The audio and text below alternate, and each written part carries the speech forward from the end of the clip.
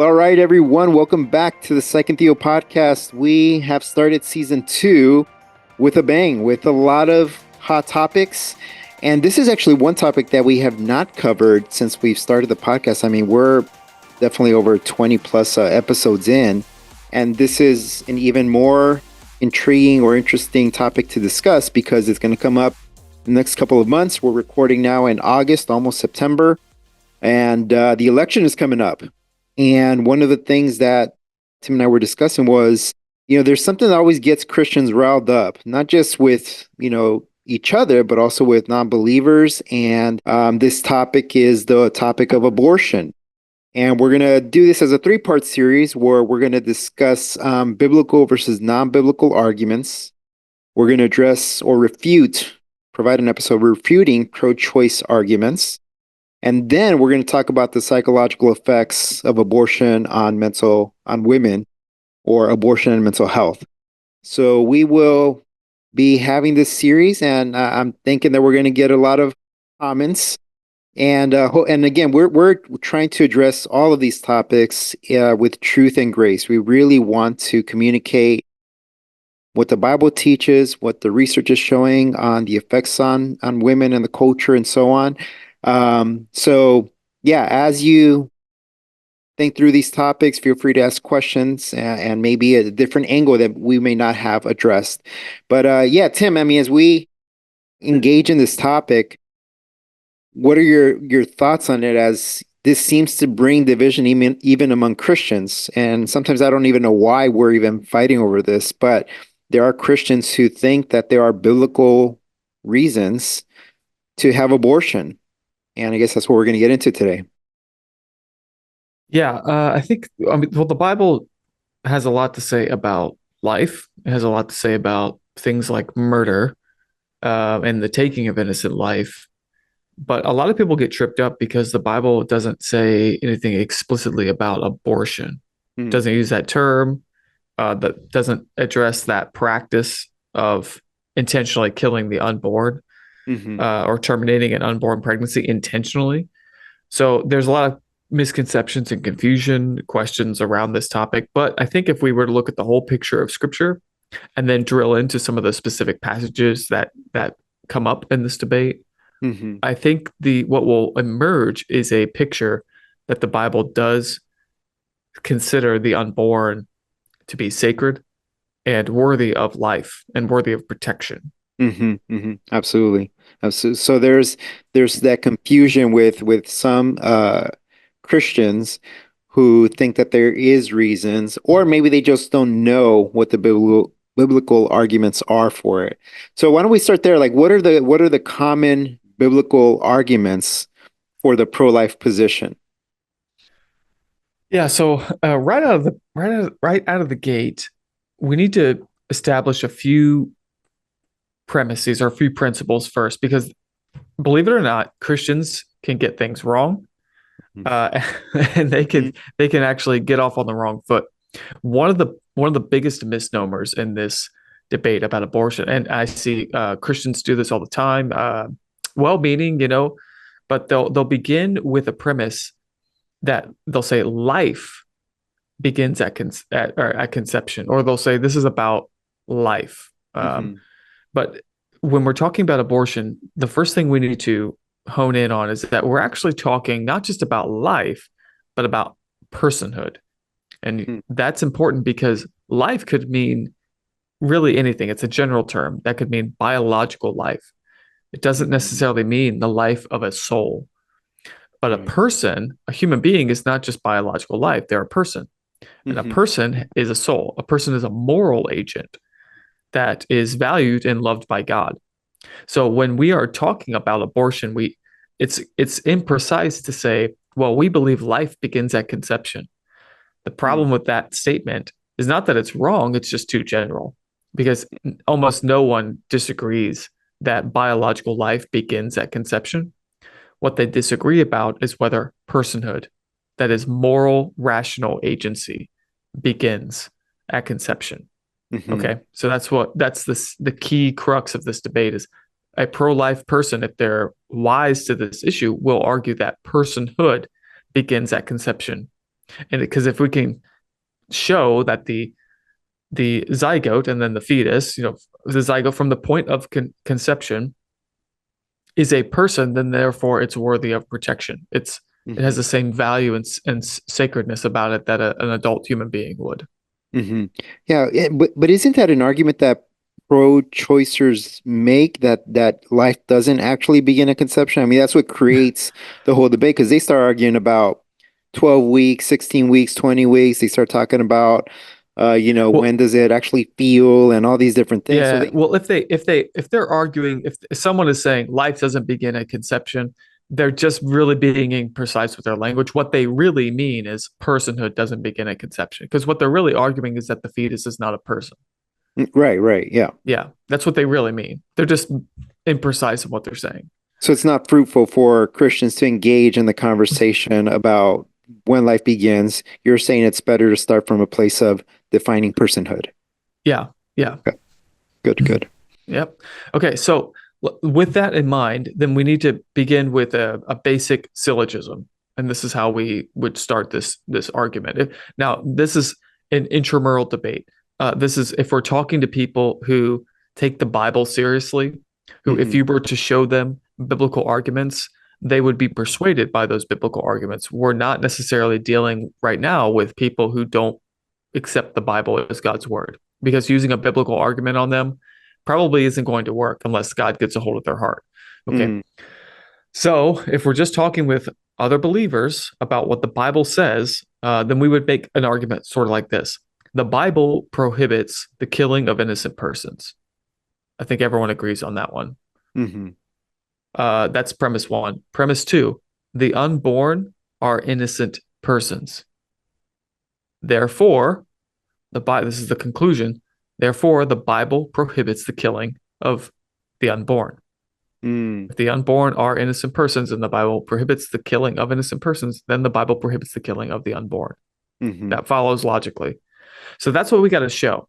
Now, the challenge, people are going to take issue with premise two, the claim that the unborn are persons. Hmm. Okay. So the goal here for the pro life Christian is to show that there's a continuity of personhood from beginning to end of that biological life. There's a Hmm. continuity of personhood. In other words, a continuity of personhood from conception to adulthood and then death. All right. That's we got to show biblical evidence for that. That's what we'll get into. Okay, yeah.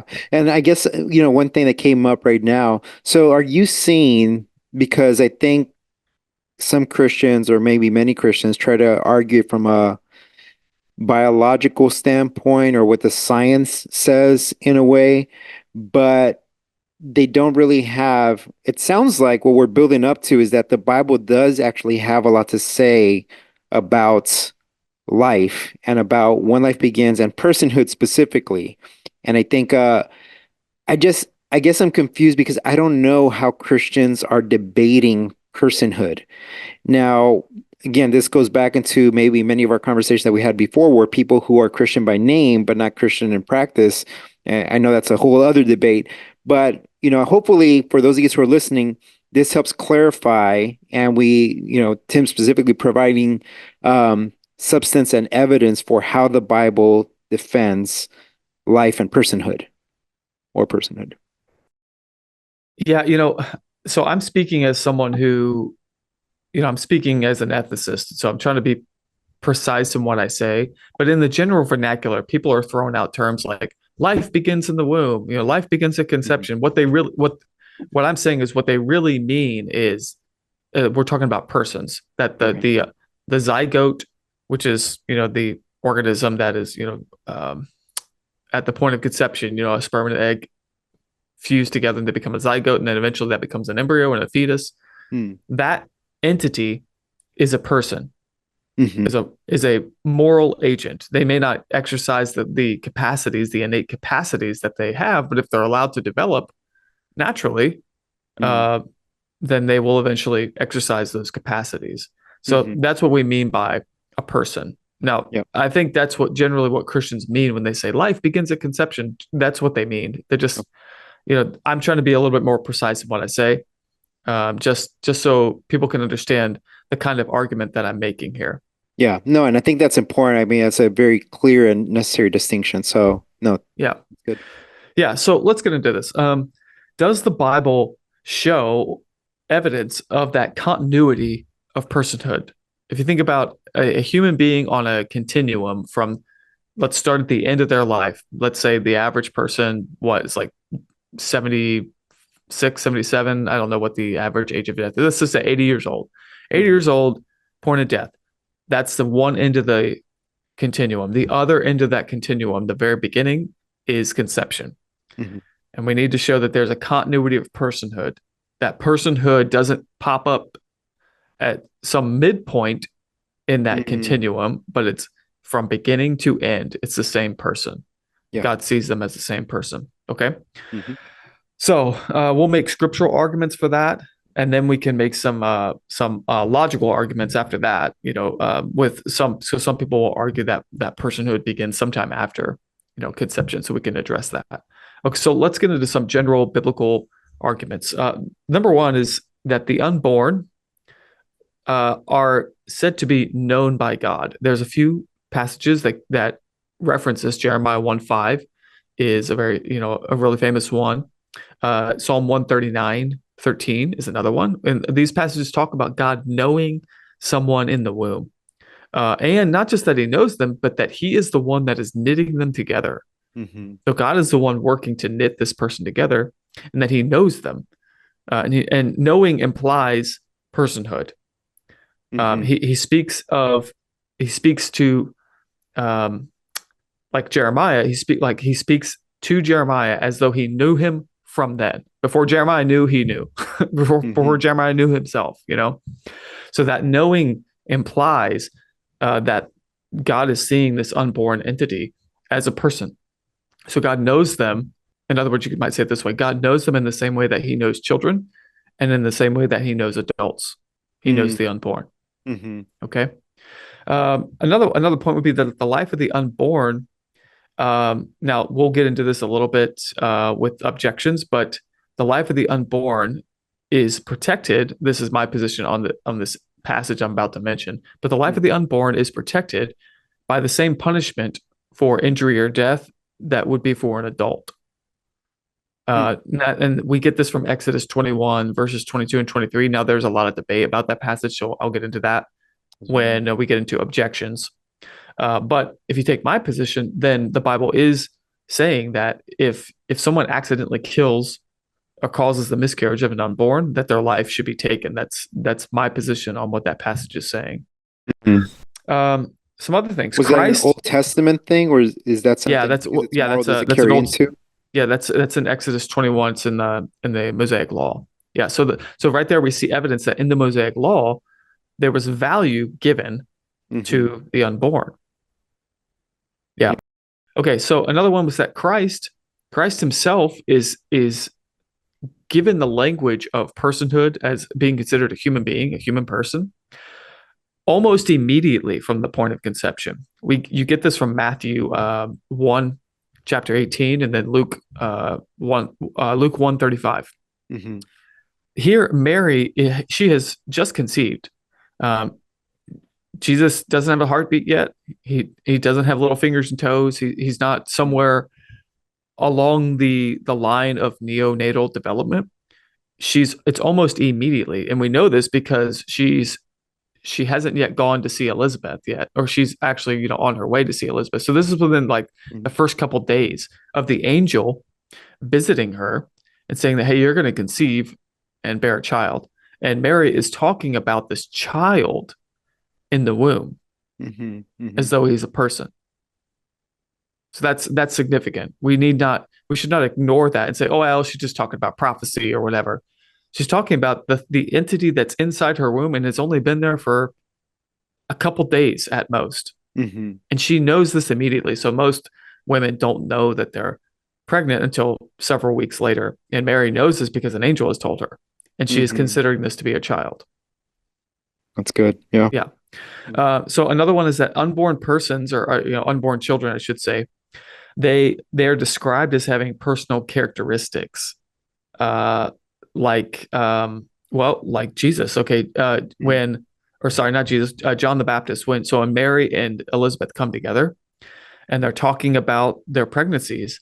mm, Elizabeth, John is a little bit further along than Jesus, but he's still unborn. And it says he leaps for joy mm-hmm, in the womb of hmm. Elizabeth. So Yeah. that's evidence right there that John supernaturally, I'm not sure how that works, but he Right. he has some sort of excitement and joy because he's around his cousin who is the Messiah. Mm-hmm. Yeah. Now there's a little bit of an unclear passage in the Old Testament that refers to sin. That's Psalm 51:5. It says, "In sin, Mm, my mother conceived me." So there you see the word conception. That's conceiving being used. So personhood is extending, or at least it seems to be extending all the way back to conception. And there's a moral category of mm, sin being yeah. being inserted. Now, there's some debate about whether like in sin my mother conceived me refers to the mother, as in like she was sinning when she conceived the child. I don't, it's a little bit unclear, but what we do know is that Interesting. Yeah. conception, like he's saying at conception, like I'm there, Mm-hmm. and there's this moral category of sin that's there too. Yeah. Yeah. So that's So you it. It's mentioned, interesting. yeah, you mentioned that of how they would speak personhood or about their babies in the womb. So both Jesus and John. And it just kind of hit me right now. The way that today's culture talks about babies or being pregnant or just the process itself, how much of a difference that makes to how we perceive bringing in a new life. And again, this might be a conversation that we get into a little bit later, but I just found that interesting that even if we go back 20, 30, 40 years ago, the way that people would speak or the way that mothers would speak about their babies was nothing like it is today. I mean, today it's all this weight and burden carried along with it, you know, and I think most people understood that it's a difficult thing to raise a child, but the way it's seen with so much negativity today, it's such a I don't know, it's very dark and very sad to see how they speak about. So as you were talking about Mary and Elizabeth, I can imagine them being so full of joy, or maybe they did have some weight, knowing that she was gonna, raise Jesus, the Son of Yeah. God. Yeah. I'd say in the modern conversations, there's a lot of inconsistency. Hmm. Um, it seems to be like, well, the value of the unborn is determined by what the mother thinks of Exactly. that Yep. unborn. And so they'll sometimes you'll see pro-choice advocates speaking out both sides of their mouth, Hmm. where they'll talk about the fetus not being a person, it's not a human being. But if they want to have a child, then they're like, they're super excited. I'm pregnant. That's true. Yeah. I'm having a baby. Hmm. Hmm. So it's really inconsistent. Yep. Yeah. So here's some other points. The unborn are called children and named by God before birth in many instances. You see this in Genesis 25, 22 to 23. Judges 13, I'm just going to read them. Judges 13, 2 through 7, Isaiah 49, 1, Luke 1, 41, that's and verse 44, and then chapter 2, 12 and 16, those are referring to Jesus. Hmm. Another point, the Hebrew word gever, if you're thinking in English transliteration, it's Geber, but it's pronounced gever. Hmm.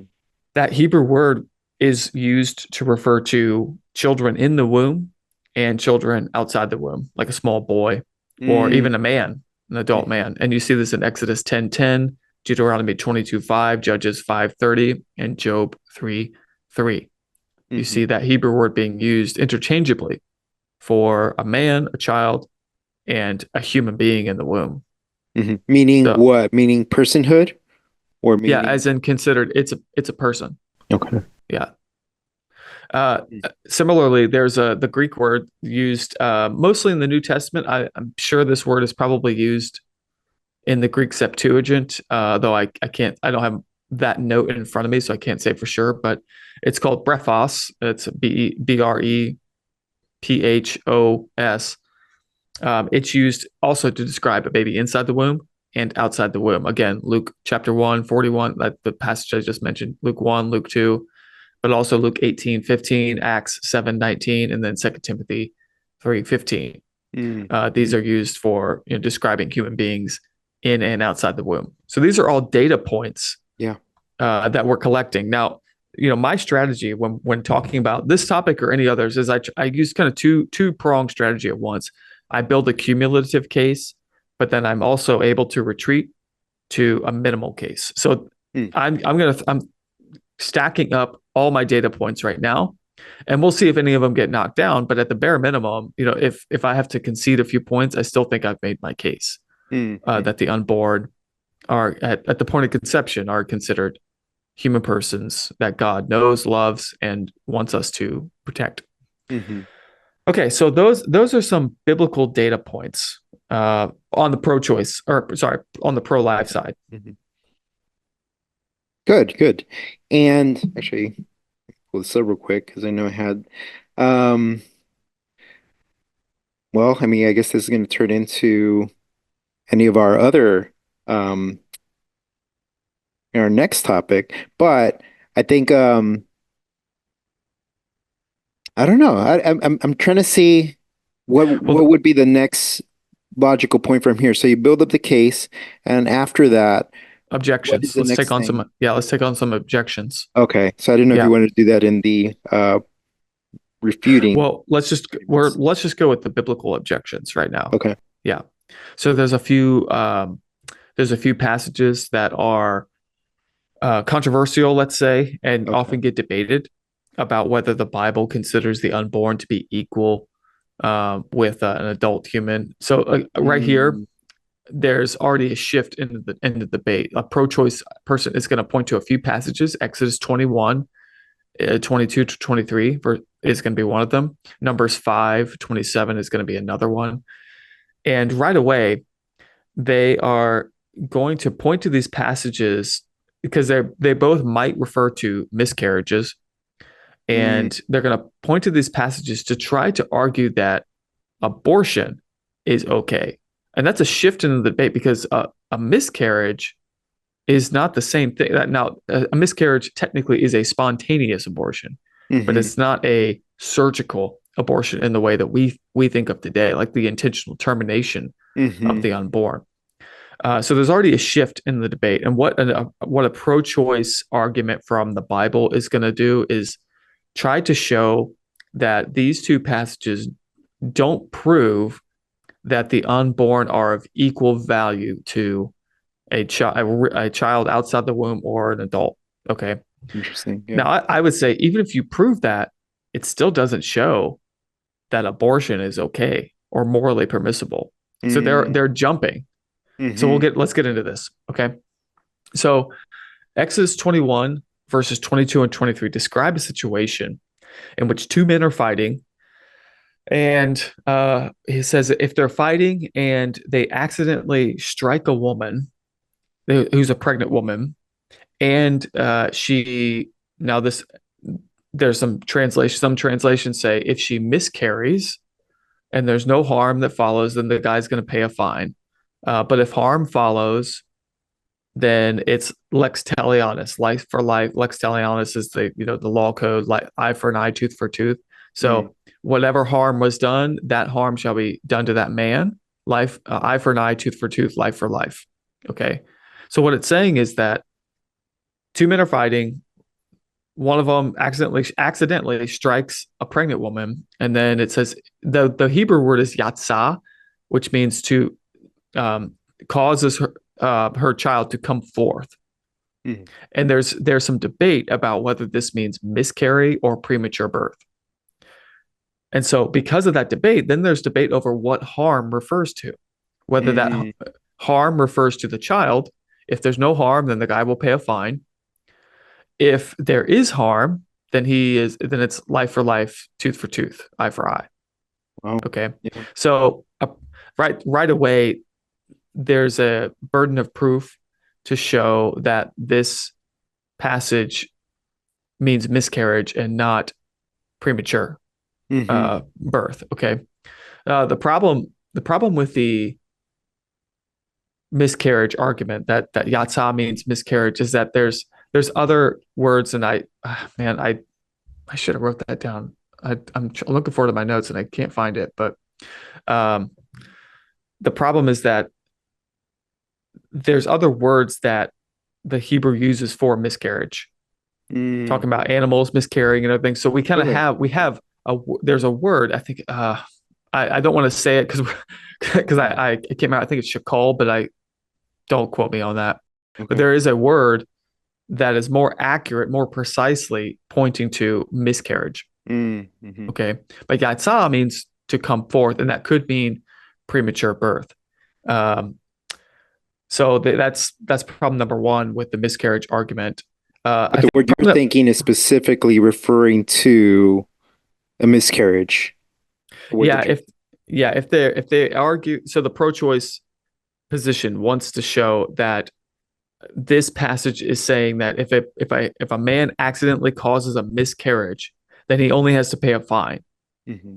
He's not punished by death for causing a miscarriage, and so therefore the unborn are not of the same value as a human being. Mm-hmm. Mm-hmm. That's the argument they make. Mm, Now, here's the non sequitur. It doesn't follow from that abortion and the intentional termination of a human life is morally permissible because right. again, this is an accident that happens. And there are other instances in the law where when you cause the accidental death of a human being, you don't necessarily have to die Mm-hmm. because there's an instance I don't remember where this is, but it's a famous uh, law case where if two men are chopping down a tree and one is swinging his axe and the axe head flies off and hits another guy and it kills him. So that's an accident. Okay. Then the man that did this, he can flee to one of the cities of refuge and he can remain there safely until the high priest dies. And then at that point, he's Mm-hmm. sin is atoned for. And so the family cannot require his life. Now, if he's not in the city of refuge and they get him, well, tough luck. Right. Yeah. So the family was allowed to basically pursue him, but he was allowed to stay in the city of refuge, Mm, and that city did not have to give him up. So there's an instance of the interesting. causing the accidental death of a human being and it not being required that that person die. Okay. Mm-hmm. But does that mean that the guy who got killed by the axe head accidentally wasn't a person? Do you see the point? Mm-hmm. Like Mm-hmm. the guy who was killed in that accident, he got had the misfortune of getting hit in the head with an axe, a flying axe. Mm-hmm. He's still a person. Right. Right. It's still a moral problem that he died. Mm, So this, even if we concede, and I don't concede, but even if we do concede that Exodus 21:22 is saying that a man only has to pay a fine if he causes a miscarriage, that in no way shows that the intentional terminating of an unborn person mm-hmm. or of an unborn child is morally permissible. It doesn't show that at all. Right. It's what it does show is that this was still a crime Mm-hmm. and it's Mm-hmm. punishable by a fine. It's just saying this was an accident. Mm-hmm. Now that is the best case scenario for the pro-choice position is that this passage is showing that it's a crime Mm-hmm. to cause a miscarriage. I haven't heard very many people make that argument, but that's my argument. And Mm-hmm. so if anyone steals it, it's recorded You here know how to first, print folks. it. Yeah. I mean, it actually dawned on me a few days ago as I was kind of reviewing this. I'm like, this doesn't actually even show that abortion is morally permissible. It just shows that a miscarriage, Mm, yeah, even if we concede, this is what I'm talking about, where even if I have to give up this passage and concede it, it still doesn't make the case for the pro-choice position at all. Falls yeah. short, very short. So that's the best case. Worst case is this passage is saying that if a man even he accidentally causes a miscarriage and that so the yatsa meaning that the woman's child comes forth prematurely and is born prematurely and no harm follows, then he pays a fine. But if harm follows and the child dies, Mm-hmm. then that man's life is forfeit too. Mm-hmm. That's the Oh, worst case scenario for the pro-choice position. cool. Yeah. Well, Tim, are there any examples in scripture that do show any type of actual abortion? Now I know. Oh yeah, yeah. There's one that pro-choice advocates will point to. We Okay. can get into that. Yeah. Yeah, that's Numbers 5:27. Okay. So this is it's one of those casuistry or case law situations where it's describing a woman who's I'm drawing a blank on the exact context. I think it's a woman who the husband suspects her of being unfaithful. So she's brought before the high priest and Hmm. she's caused to drink this toxin or this, concoction. And if she is if she's innocent, then nothing will happen to her. She'll be fine. But Hmm. if she's guilty, then it says that some translations say her womb or her like what's inside of her, like her womb will come forth and she will miscarry. Okay, Hmm. that's like the pro-choice advocates will seize on translations that say that. However, the Hebrew word there is again, I don't know why didn't write this down, but the Hebrew word behind that actually that is better translated thigh or loins, not womb, Hmm. because it's the same Hebrew word where it says refers to Abraham's thigh, or it refers in other places to a person's loins, meaning they're like they're the seat of their fertility. Hmm. Hmm. And so what the situation of this woman having to drink the concoction to and sort of like proving whether or not she's innocent or not, if she's guilty, what she's doing is it's or what the potion will do is cause her to be infertile. So basically, like part of her actual womb will come out. She's not pregnant, just part of her actual womb will come out, and she will be infertile. And Hmm. we know this is the better translation because the very next clause in this passage says if she's innocent, then she will basically conceive and have children. So she Hmm. hasn't conceived yet. Hmm. Hmm. Yeah. I Interesting. should probably just. You want to just read it? Yeah. Let me see if I can pull it up here quickly. You said it's in Numbers. Yeah, I would warn people that the NIV is probably the worst translation for some of these passages. The Hmm. NIV is not a terrible translation, but it's one of the worst for these. Hmm. Okay, so I'm actually going to read it from the NIV. It says, "If she has made herself impure and been unfaithful to her husband, this will be the result. When she has made to drink the water that brings a curse and causes bitter suffering, it will enter her. Her abdomen will swell and her womb will miscarry, and she will become a curse." So you see how the NIV translates that? Her womb Hmm. will miscarry. Yeah. Hmm. So the here's how the ESV translate this. Uh, the she's if she drinks it, blah blah blah. The water that brings the curse shall enter into her and cause bitter pain, and her womb shall swell, and her thigh shall follow. See that word thigh Hmm. shall fall away, and the woman shall become a curse among her people. So it translates as thigh because the Hebrew word there, and I should have my Net Bible pulled up, but I don't. But the Hebrew word there more likely refers to the seat of one's fertility, not a child in the womb. Hmm. Hmm. Yeah. So it's saying if she drinks this, she's going to become infertile. She ain't going to have any children. But if she's innocent, she will be able to have children after this. She will be able to conceive and have children. Hmm. Yeah. And does it So it's give a the ending to that story later down, later in well, the later it's passage? case law. So it's not actually Okay. referring to a specific Oh, person. gotcha. Yeah. Okay. It's just like if this happens, then do this, and if this happens, then do that. That's case Okay. law. Got it. Yeah. So those are the main objections that a pro-choice argument would point to in scripture to say, see, the Bible talks about abortion. That would be an example of the Bible permitting abortion. If Hmm. a wife becomes pregnant by another man, then abort the child. But that's not that saying at all. Gotcha. No, that's good. That's good. And for a lot of people who are listening, they may not have known those passages. Now you have some in your tool belt to be able to address or bring up. But also, when we're talking to people who maybe are not Christian or who don't believe in the Bible, are there pro-life arguments that do not rely on scripture or need or, yeah, have a Yeah. biblical foundation? Let me pull those up right now. So there's actually several. So let me give you um, there's two that I really like to Hmm. use. One is called the SLED test, and Sled that's test. yeah, SLED, SLED. Mm, This is probably the most common non-scriptural argument that someone can use, okay. and again, but it's along the same lines as demonstrating the continuity of personhood. What this shows is that, or what it argues, is that there is no essential differences between an a zygote, or an unborn human being, and an adult human being.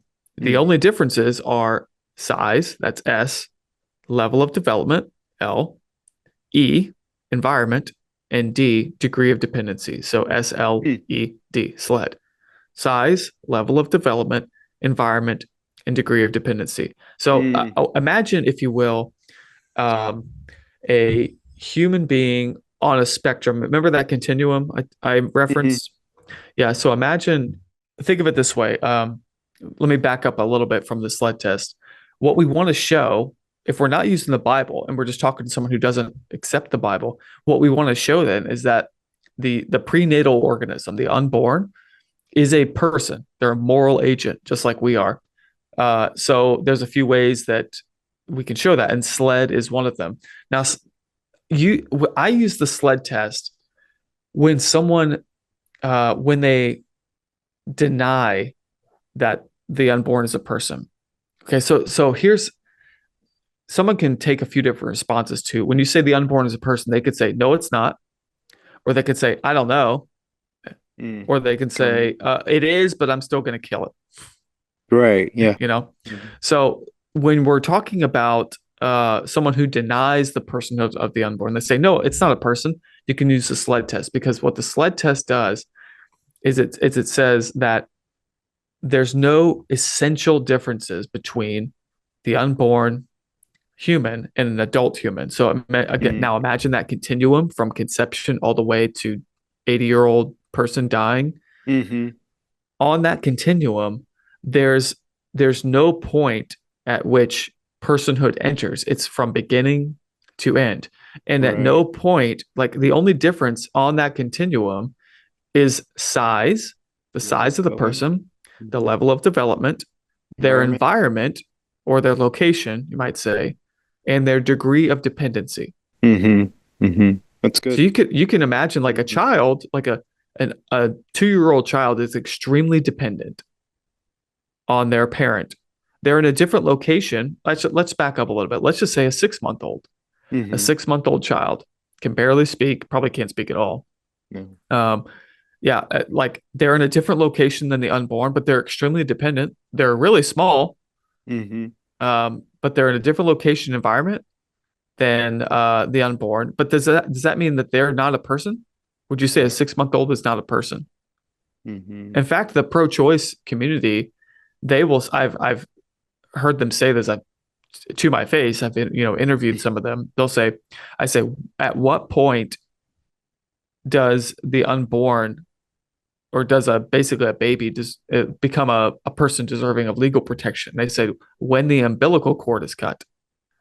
Mm, Yeah. So that seems to be really arbitrary. We can get into that, but mhm. so okay, so 5 minutes after the umbilical cord is cut, it's a human person and a moral agent, but 5 minutes before that, it's not.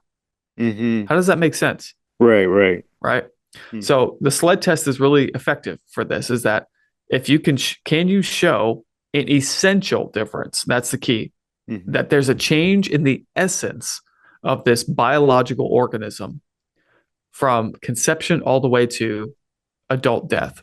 Is there any change essential in its essence or its nature?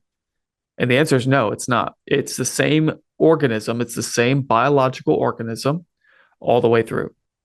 And that's Yeah. what the sled test shows. It's a really simple, easy argument to show them that if you're going to deny the personhood of the unborn, then the logical implication is that you would have to deny the personhood of a child, a teenager, or an adult if they become extremely dependent, or their environment changes, or their level of development changes, or maybe their size changes. It's like when we say that small people are less persons. Right. Right. Like, are we No. prepared? Yeah, are we prepared to say that an old person who has lived their life and now they're extremely dependent?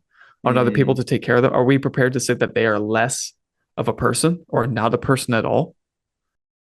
Some secular societies are prepared to say that, but Mm-hmm. we are not, and I'm Yeah. not. So Yeah. it's showing the logical inconsistencies of denying the personhood of the unborn if you affirm the personhood of the born. Mm-hmm. Mm-hmm. Yeah. Yeah, it's Yeah. crazy thing. I mean, I've seen even wild arguments to say how useful is this person now, and that determines their worth or personhood. So a baby isn't really doing much for society, isn't really doing much for the mom or the dad. It's actually a burden on them.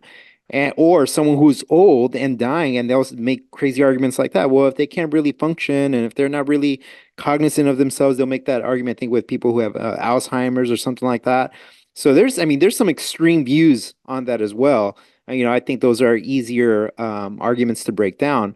But I mean, just to show the extremes that people will go to make this argument for pro-choice. Yeah. I don't know if Yeah. you've heard those I before. mean, yeah, they'll go to extremes, but again, we want to show we shouldn't get distracted by some of the extreme arguments. We just That's want to fair. Yeah. be disciplined and show the inconsistency in Mm-hmm. their arguments. Mm-hmm. And sled test is a really easy way to do that if they deny the personhood of the unborn. Okay. Now let's say they're going to play ignorant and they say, "Hey, you know what? I don't know. I'm not Mm-hmm. going to deny that it's a person. I'm just going to say I don't know." Mm-hmm. And they're going to say, "You don't know either. No one knows." And so then we shouldn't force our laws on women's bodies and all, all those kind of arguments. So let's Mm-hmm. get into this. I call this the skepticism or doubt argument. We're going to doubt the personhood of the unborn.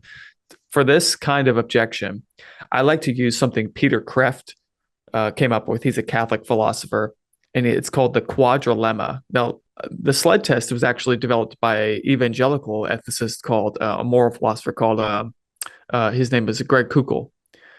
So he runs a website called Stand to Reason. Really effective apologist and Mm-hmm. moral philosopher. Really smart guy. Really sharp.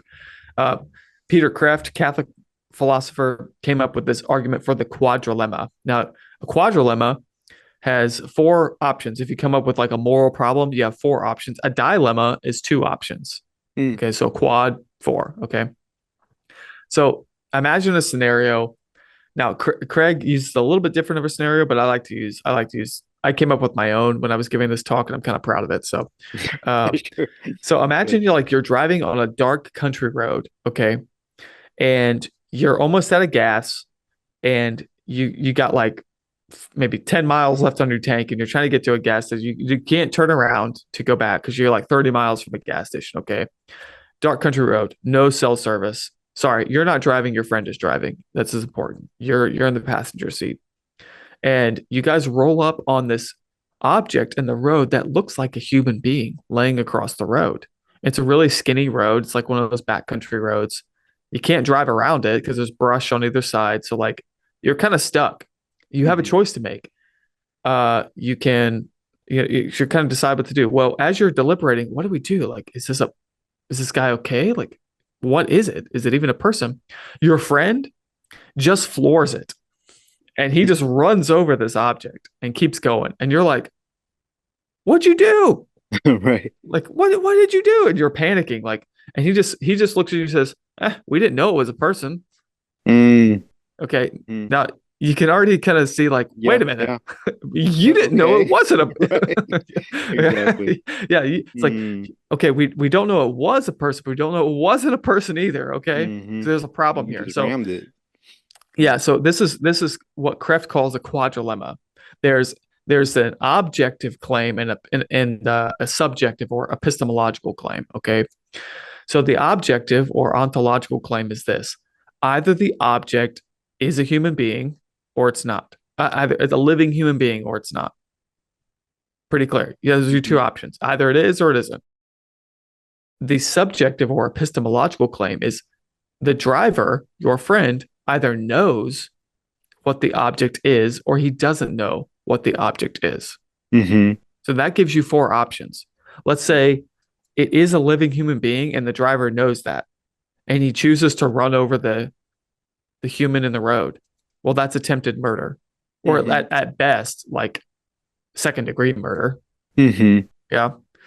Let's say so that there's a moral problem there. We would say that's morally wrong, right? Can we all agree on that? If you Yeah. know it's a living human being in the road and you choose to run it over, that's wrong. Mm-hmm. Okay. Here's the second option. The object is not a living person, and the driver knows that it's not a living person. Mm-hmm. Okay. So he knows it, and he knows that it's not a living person, and he chooses to run over it. Well, then running over it is not morally irresponsible. We would all agree on that. It's like Mm-hmm. it's just some like pile of clothes. It's Mm-hmm. fine. Okay. But again, with this argument, the pro-choice person is not claiming that they know. They're claiming they don't know. Mm-hmm. Okay. So now we got to move down into the two options where the driver doesn't know.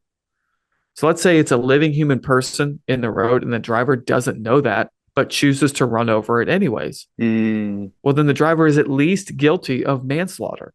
Yeah. Or if he kills him, yeah, vehicular assault, vehicular homicide. He's Mm-hmm. guilty of some sort of homicide if that guy dies. Yep. But let's say, and here's the tricky part, let's say the object in the road is not a living human person, and the driver doesn't know that, and he runs it over. What would we say to that? Well, he didn't necessarily commit murder, but we would still say that he's morally irresponsible, would we Mm. not? Mm-hmm. Because you're running over something that could be a human being, and you don't know that. You got lucky, but you still did something that was morally irresponsible, at least. Mm-hmm. Do you follow that logic? Yeah. Yeah. Yeah. Makes sense. So let's now put that in the context of the unborn. So Mm-hmm. either the unborn is a person or is not a person.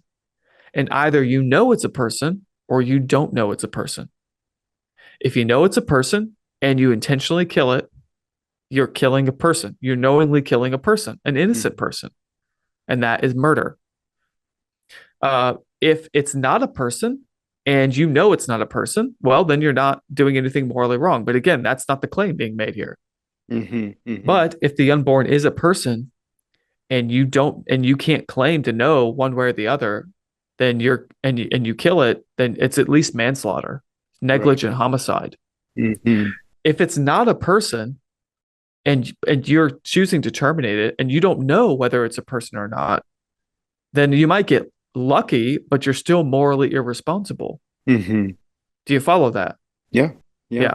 So that's the quadrilemma. When someone says, well, we can't know either way, well, then the morally responsible thing to do is to not terminate it Mm-hmm.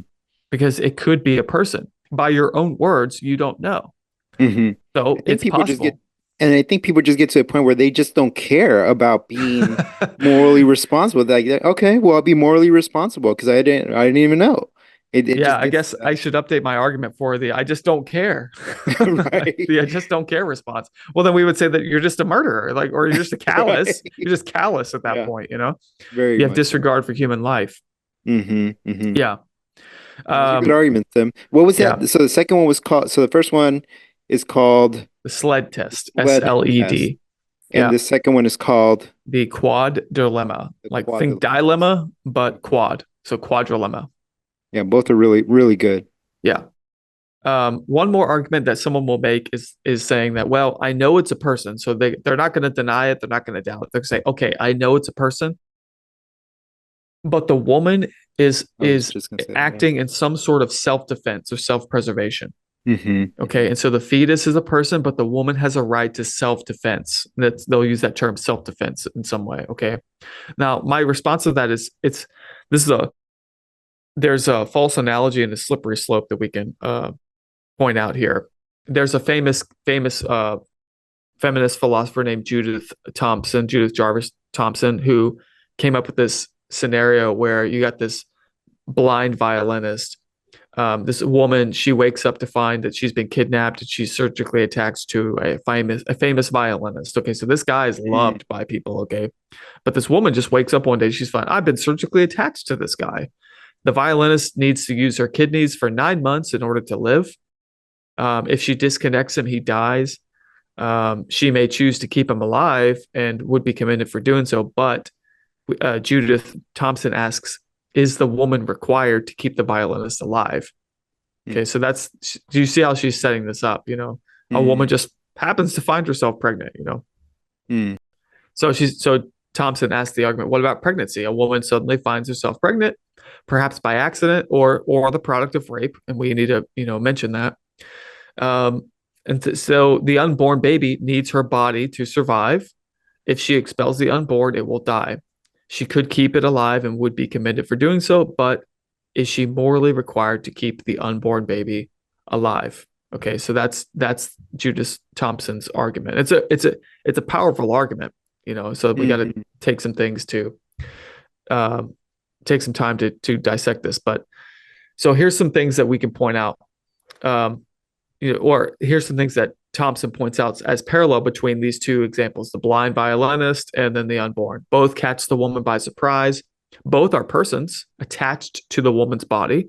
They're mm, separate bodies, but they're attached to the woman's body. mhm, Both need the woman for survival, and both will be released in 9 months. And so she says, if you wouldn't require this woman to stay attached to the blind violinist, then why would you require this woman to stay attached to the unborn?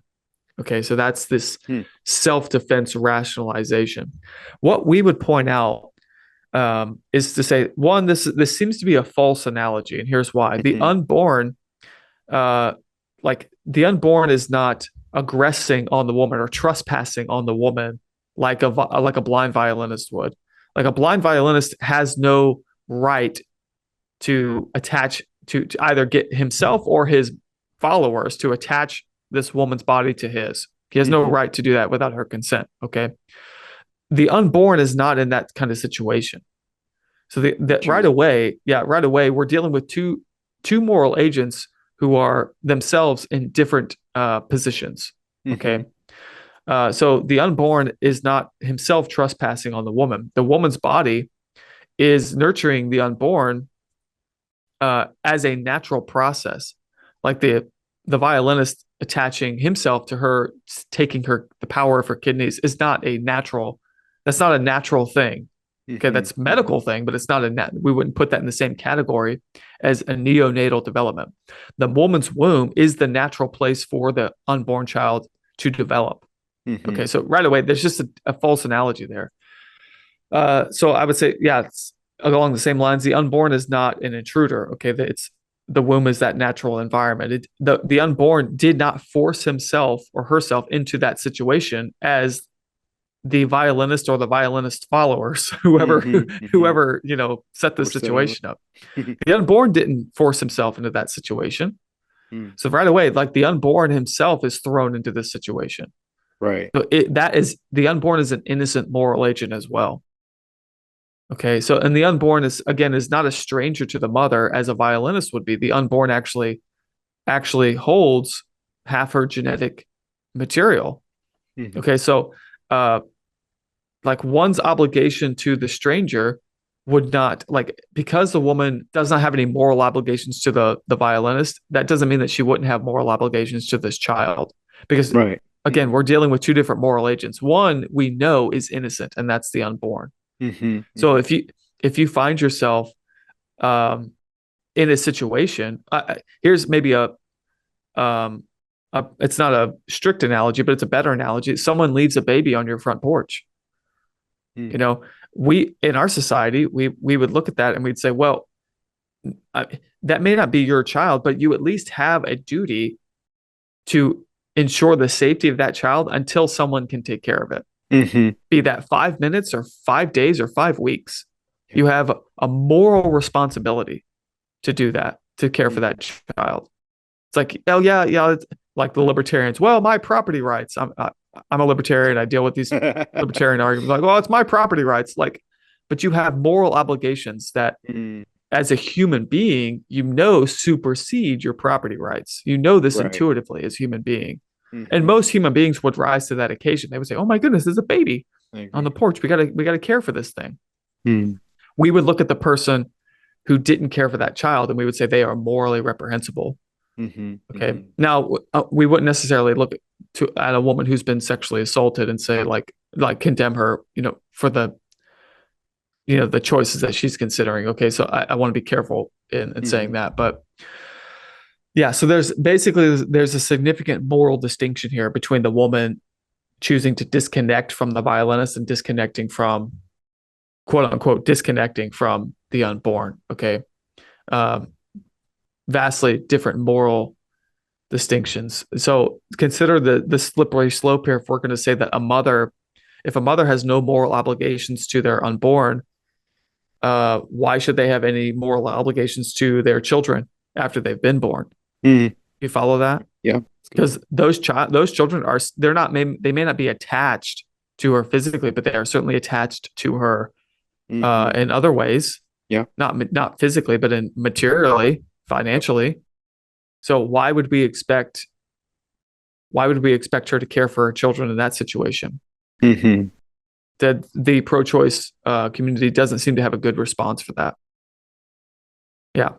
Hmm. So Great points, man. yeah, so Yeah. those are all kind of quick responses to those. I think those are the three best non-biblical responses that you can engage with people in without Hmm. getting bogged down in the science if you don't know the science. Right, right. Yeah. Yeah, That was good. Super helpful. I mean, I got yeah, some new tools for myself now. Yeah. yeah. Okay, so we're about an hour in. I think that probably Yeah. maybe concludes This this is a, episode. this is a good episode for those of you who are listening. Again, some good arguments, both biblical and some logical arguments as well. And I think these will be fruitful for our conversations, and hopefully you feel more equipped to encounter this topic in a more Christian loving way. All right, guys. Well, we'll see you at the next one.